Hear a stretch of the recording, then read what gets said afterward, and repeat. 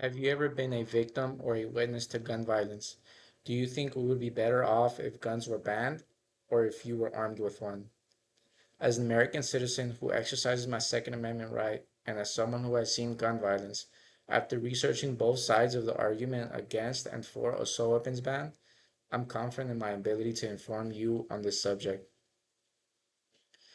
An assault weapons ban is a sensitive topic for most of the United States of America with a lot of debate.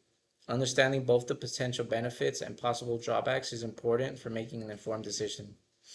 My goal today is to inform you on the arguments for and against the assault weapons ban. First, let's see what an assault rifle is. So this is an assault rifle. It's known as an M16. It is a semi-automatic rifle capable of firing 45 to 60 rounds per minute. So let's talk about the arguments against an assault weapons ban. The first and most popular argument against an assault weapon ban is that it is our right to bear arms. As stated in the Constitution of the United States of America, a well-regulated militia being necessary to the security of a free state, the right of the people to keep and bear arms shall not be infringed. The Second Amendment to the Constitution of the United States of America, adopted in 1971 as part of the Bill of Rights, protects the right to keep and bear arms. The Second Amendment was ratified to allow the creation of civilian forces that can counteract the tyrannical federal government.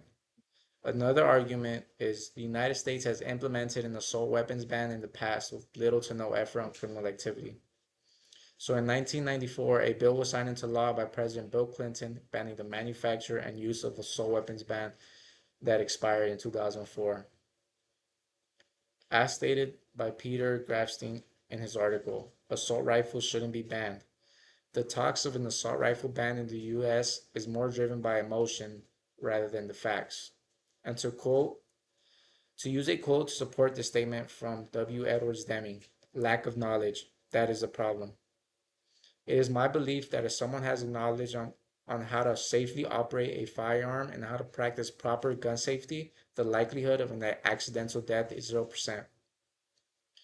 Now that we have talked about the arguments against the ban, let us look at why we should ban assault rifles.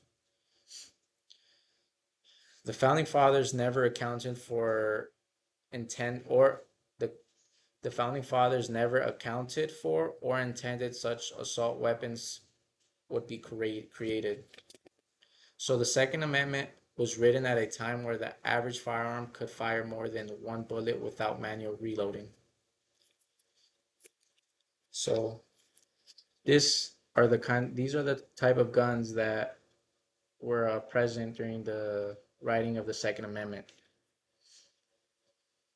The AR-15 was first designed in 1950, over 150 years after the Second Amendment was written. In 1991, the most advanced firearm was a musket that could only fire one round per 30 seconds or a minute.